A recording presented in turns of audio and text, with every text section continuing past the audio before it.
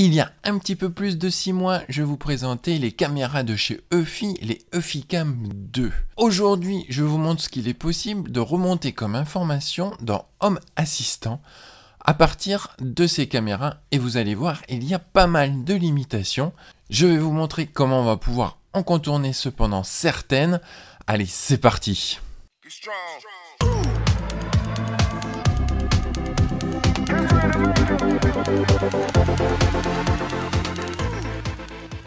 Bonjour, c'est Thomas et bienvenue dans les entrailles de mon journal, de mon carnet de notes dédié à la domotique. Je suis vraiment content de vous retrouver aujourd'hui pour vous parler d'une marque que j'apprécie, Eufy, et des fameuses caméras EufyCam 2 que j'ai pu vous présenter il y a déjà un peu plus de 6 mois. Vous avez été nombreux à me demander comment intégrer ces caméras dans Home Assistant, que j'ai pu remonter dans notre système domotique préféré. Et c'est ce que je voulais vous présenter dans cette vidéo. En effet, c'est pas forcément très simple d'intégrer les produits de la marque Eufy dans Home Assistant. Et vous allez voir qu'il va falloir utiliser en fait un logiciel tierce. Alors ces caméras, j'en suis vraiment très content sur le système de vidéosurveillance que je voulais mettre en place. Je les trouve vraiment très pratiques, elles répondent très bien. Aussi bien de ce qu'est la détection de mouvements, d'objets non identifiés, d'alerte. Vraiment, ça fonctionne très bien. La batterie, j'en suis très content finalement. J'avais des petits doutes, mais ça fonctionne bien. Voilà, le seul petit bémol, c'est son intégration dans Home Assistant, c'est un peu plus compliqué. Mais j'ai trouvé une solution que je vais vous montrer aujourd'hui. C'est une solution qui va vous permettre de remonter certaines informations, aussi bien des caméras de chez Eufy que des dernières sonnettes connectées qu'ils ont mis sur le marché. Alors il faut un peu bidouiller pour avoir certaines informations, et en plus on va pas tout avoir. Moi, le streaming, ça fonctionne pas sur Home Assistant avec ces caméras-là. Mais par contre, vous allez voir qu'on va pouvoir quand même récupérer pas mal d'informations.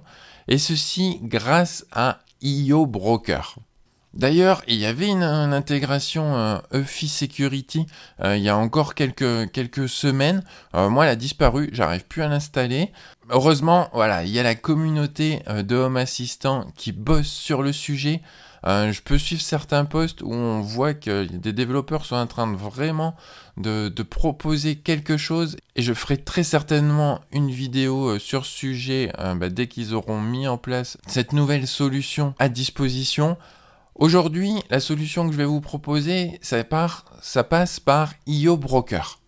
Alors, qu'est-ce que c'est IO Broker ? Eh bien, en fait, c'est une plateforme d'automatisation.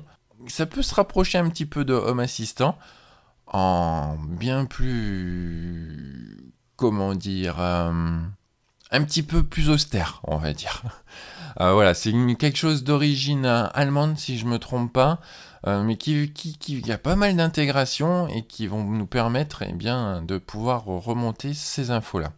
J'ai pas forcément tout regardé, toutes les possibilités qui ouvraient, mais de ce que l'on peut voir sur leur site internet, il y a quand même pas mal d'intégrations possibles, et il y a quand même l'air d'avoir des possibilités de faire des automatisations directement à partir de IO Broker. Donc ça a l'air, c'est un outil à part entière d'automatisation. IO Broker, en fait, ça fonctionne sur le principe de module, de ce qu'ils appellent adaptateur, et on voit sur leur site qu'il y en a plus de 400. Donc voilà, il y a quand même beaucoup d'intégrations qui sont possibles via IO Broker. Moi, je me suis intéressé que à Eufy, et bien sûr, voilà, il y a un adaptateur pour Eufy. Allez, je vous montre ça de suite sur l'ordinateur, comment installer IO Broker. Vous vous en doutez, ça va être un petit Docker qu'on va installer. Et ensuite, comment faire remonter les informations dans IO Broker. Et on se revoit après. Donc dans un premier temps, comme vous le savez, moi je vais dans Portainer.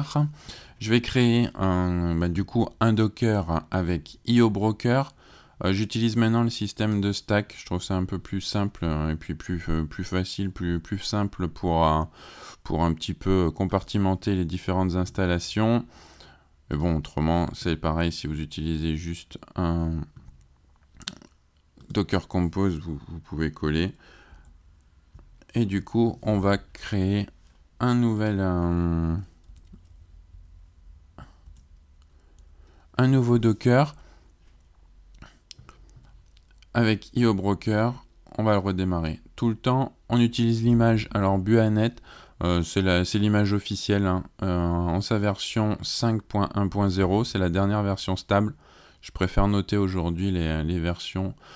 Comme ça, quand je fais des updates de last image, ben, ça ne me change pas tout et ça me permet de faire quelques tests avant de tout changer. Je vais l'appeler IO Broker. Les ports, eh bien, ça va être le port. Du coup, le port 8080 est déjà pris. Donc, je vais faire le port 8095 qui va 8096 et 8087 que je vais utiliser pour IO Broker. Donc voilà, rien de bien différent par rapport à d'habitude. On clique sur Update the Stack. Et là, eh bien, ça va du coup déployer IO Broker. Là, ça y est, maintenant, il est démarré. Et maintenant, eh bien, on va aller se rendre sur le port 8095. Et là, on arrive sur IO Broker. C'est ce que je vous expliquais. Maintenant, on passe aux adaptateurs. Et donc maintenant, on va aller se rendre sur le port 8095 de votre serveur. Et là, on arrive sur IO Broker. Et là, donc maintenant, on va aller installer des adaptateurs. Alors, il y a 3 adaptateurs à installer. Et on va chercher API RESTful Simple que l'on va installer. Ça va permettre ça à de dialoguer entre Home Assistant et IO Broker. Voilà, elle est installée. Donc là, c'est sa configuration. Donc aucun, ce sera sur le port 8087. Pour l'instant, on va laisser comme ça. Ici, dans les instances, vous voyez qu'elle vient d'apparaître. Mais avant ça, il va falloir installer d'autres adaptateurs, et dont notamment Web Server. Alors ça, c'est l'adaptateur qui permettra de remonter dans Home Assistant la dernière capture d'image de vos caméras. Donc voilà, c'est des adaptateurs qui sont nécessaires.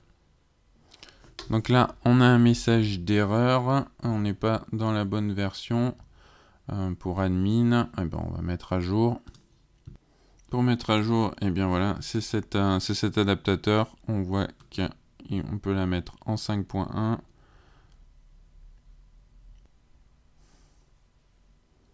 Et on voit derrière qu'il y a un paquet d'adaptateurs. Voilà, maintenant que c'est mis à jour, on voit que l'interface a un petit peu changé. Donc maintenant, si on regarde les adaptateurs installés, on voit qu'on a le web service, le web server.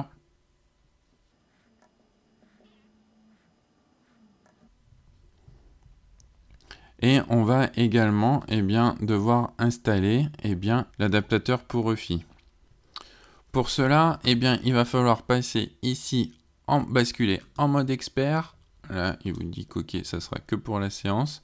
Et là, on vient de voir qu'un nouvelle petite icône vient d'apparaître. C'est pour installer à partir d'une URL personnalisée.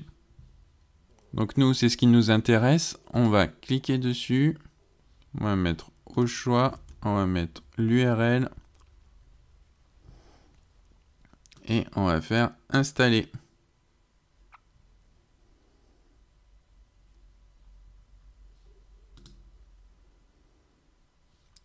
Donc là, on voit bien que EFI est installé, l'adaptateur en tout cas.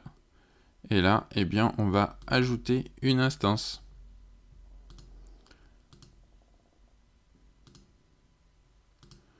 Voilà, on laisse comme ça, ajouter.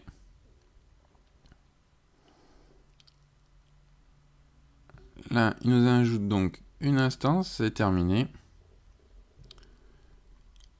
Là, on arrive sur la configuration avec le nom d'utilisateur et le mot de passe. Ça, donc, c'est le nom d'utilisateur et le mot de passe que vous utilisez pour vous connecter à votre compte EFI. Donc, c'est ça qu'on va rentrer. Vous faites sauvegarder et on ferme. Là, on voit donc que notre instance EFI sécurité sous IOBroker existe. Il est bien connecté à l'hôte, signe de vie, connecté à l'appareil, ça a l'air d'être pas mal. Maintenant que votre instance est démarrée, il va falloir aller dans Objet. C'est là où tout remonte. Là, on voit qu'on a un EFI sécurité, 0. Et là, on voit déjà un numéro. Ça, c'est notre EFI base. Là, on voit bien qu'il y a les caméras et un répertoire station. Si on clique, eh bien là, c'est toutes les informations sur la station qui remontent. Ça, c'est la valeur de la surveillance. Donc, ça peut être à Home, ça peut être à Disable, et d'autres. C'est les différentes modes que vous avez sur votre caméra, sur votre base pour dire en fonction de la sécurité que vous voulez. Là, eh bien, vous avez l'IP, etc. Et si on regarde caméra, eh bien là, j'ai deux valeurs, forcément. Moi, de mon côté, j'ai deux caméras. Une qui filme le jardin, une qui filme l'arrière de la maison. Et là, on a toutes les informations que l'on a de caméra. Si elle a détecté un mouvement, on a le pourcentage de batterie, on a la température de la batterie, hein, c'est pas la température extérieure. Et voilà, et quelques autres informations, le niveau du Wi-Fi. Là, on a pas mal d'informations qui remontent. Ça, c'est la deuxième. Voilà un petit peu ce qu'on peut voir sur IOBroker. On voit bien, en tout cas, que à cet instant, je remonte des informations de EFI. Voilà toutes les informations qui remontent de la base de EFI remontent aujourd'hui dans IOBroker. Et maintenant, eh bien, il ne reste plus qu'à interroger IOBroker à partir de Home Assistant pour avoir ces informations qui remontent. Donc voilà, toutes les informations qu'on va pouvoir avoir, c'est les informations qui sont présentes dans IOBroker. Donc je vais vous montrer comment on va pouvoir activer, désactiver les caméras directement à partir de Home Assistant. Je vais vous montrer comment avoir certaines informations comme le pourcentage de batterie restante sur les caméras. Ça, on va pouvoir le remonter aussi sur Home Assistant. Mais ça va être à peu près tout. On va quand même pouvoir récupérer la dernière capture d'écran des caméras. En effet, quand un mouvement se détecte, il y a la caméra filme, garde une certaine partie, mais va prendre une prise de vue, une image à un instant T. On va quand même pouvoir récupérer cette image pour Home Assistant. Alors oui, c'est une image fixe. Aujourd'hui, voilà, rien ne sert ensuite d'appuyer sur les caméras, vous allez voir, pour faire du streaming. Moi, de mon côté, en août 2021, ça fonctionne pas.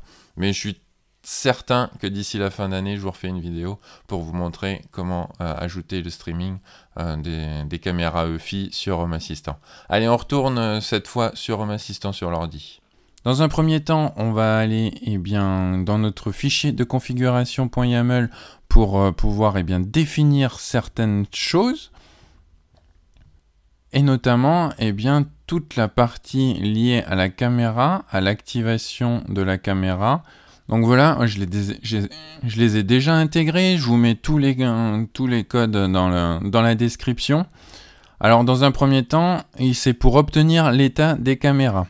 Donc là, c'est la plateforme REST, c'est-à-dire qu'on va faire une requête. Moi, je l'ai appelé status, EFI status. Et la ressource, ça va être l'adresse IP de votre serveur 2.8087. Donc 2.8087, c'est pour ça qu'on avait installé l'adaptateur REST API. Souvenez-vous, si je retourne sur IOBroker, voilà, le Simple API, c'était lui qui faisait le 8087. Et ensuite, voilà, c'est une requête get plain value, EFI sécurité, blabla, T, blabla. Ça, c'est exactement les valeurs que vous devez prendre de votre objet de EFI. Voilà, c'est vraiment ici. Là, vu qu'on veut savoir en fait le guard mode, c'est ce qu'on va voir ici, n'est-ce pas, station guard mode. Donc, vous pouvez directement en fait cliquer là-dessus. Ici, ça va vous copier directement le bon chemin. Si je colle, ça vous fait exactement, voilà, toute cette partie-là, ça a été copié de IO Broker. On lui dit un intervalle de scan, donc c'est toutes les 10 secondes. Et les values, eh bien ça, c'est les values du coup que l'on va avoir sur IO Broker, ici. Donc là, on a 10 armes, donc on va avoir vraiment, donc voilà. Mais c'est exactement ce qu'on a sur notre fenêtre dans l'application de EFI. Away, Home, Schedule, les programmes, géolocalisation ou des armées. Et ça correspond à un chiffre. Donc ça, vous pouvez jouer avec, vous allez voir les différents chiffres. Et c'est ce qu'on va avoir ici. Donc la valeur 0 si on n'est pas là. 1, 2, 3, 4, 5, 47 ou 63 pour la désarmer. Donc ça va nous permettre en fait d'envoyer les informations pour changer le statut. Donc ça c'était pour visualiser le live stream, mais comme je vous disais ça marche plus, alors pour l'instant je l'ai commenté, on ne sait jamais dans la suite. Si vous avez une caméra, une sonnette EFI, à ce moment-là, cette partie-là semble fonctionner. Là avec les caméras, moi ça ne fonctionne pas, en tout cas chez moi. Et ensuite, on va pouvoir remonter quelques informations de caméra, toujours avec la fonction REST, plateforme REST. Et bien là, moi j'ai demandé à remonter la batterie. Donc, pour la caméra jardin et pour la caméra arrière maison. Et j'ai également demandé à remonter si la caméra détectait un mouvement.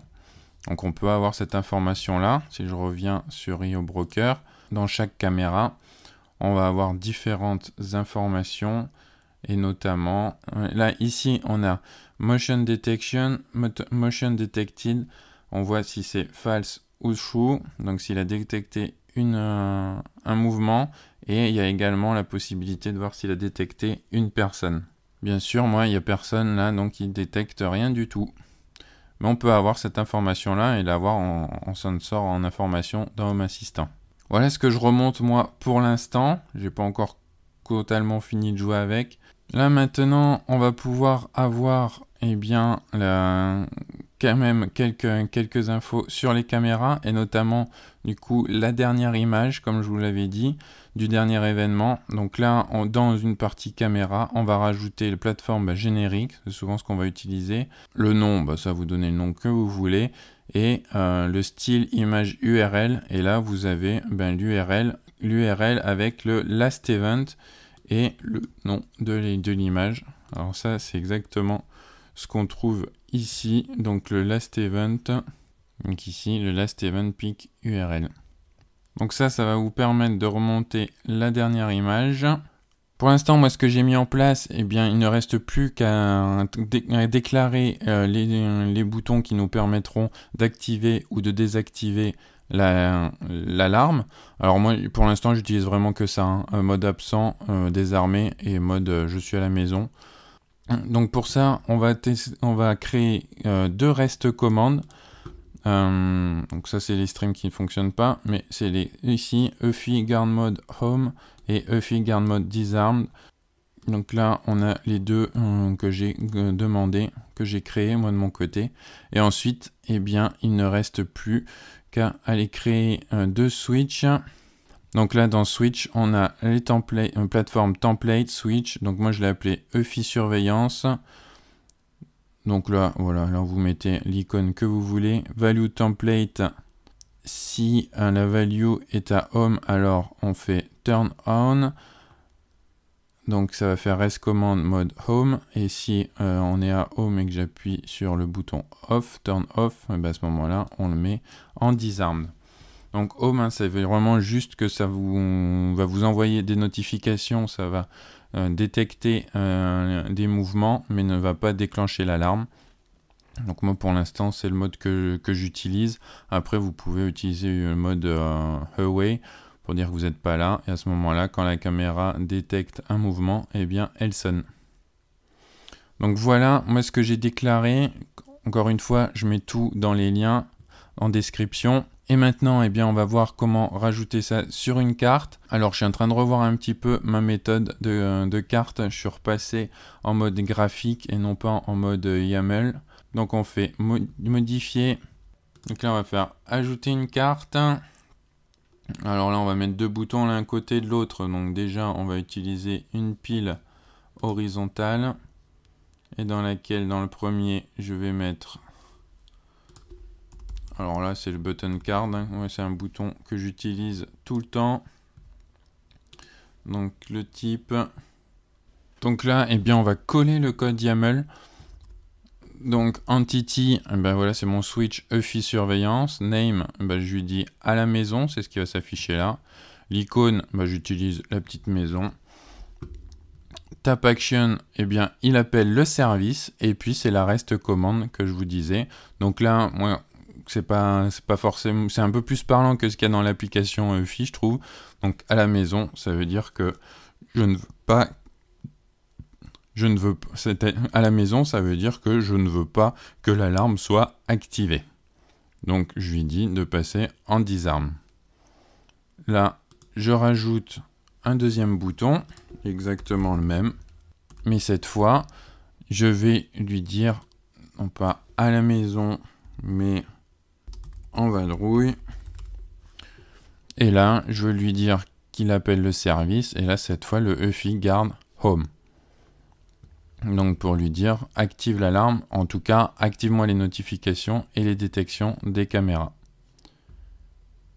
Et là, je vais lui mettre un petit arbre plutôt que maison. Voilà, j'enregistre. Et là, j'ai mes deux boutons qui vont me permettre d'activer ou de désactiver la caméra. Pareil, je vais pouvoir ajouter, alors cette fois, pour vous montrer que ça marche, on va pouvoir lui mettre le switch EFI surveillance, donc entre inactif et actif. Donc là, on voit qu'il est inactivé. Pour l'instant, on va laisser comme ça. On va pouvoir, comme je l'ai dit tout à l'heure, également sous la forme d'entity, eh bien, lui mettre les sensors eh bien, de la caméra, motion detection de la caméra arrière. Donc là, il va nous dire si false ou true, s'il découvre quelqu'un. Ça va nous permettre eh bien, de mettre en place certains automatismes. Donc voilà, moi j'ai deux caméras, celle du jardin et celle de l'arrière de la maison.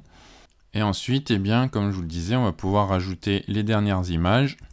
Donc là, on est en inactif. Si je clique sur en vadrouille, voilà, ça va activer l'alarme. On voit que c'est quasi immédiat, hein, vous voyez. Et si je clique à la maison, eh bien ça devient inactif. Donc là, je vais réactiver. Donc là, ça permet aussi de pouvoir faire aussi quelques automatisations, dire ah bah il me détecte que je suis parti de la maison, j'ai oublié d'activer l'alarme, et bien hop, il active en tout cas la vidéosurveillance. Pareil là pour les détections de mouvement, caméra arrière et le jardin. On va pouvoir également rajouter une carte avec la capture d'écran suite à une détection de mouvement. Donc là, on prend une carte image classique.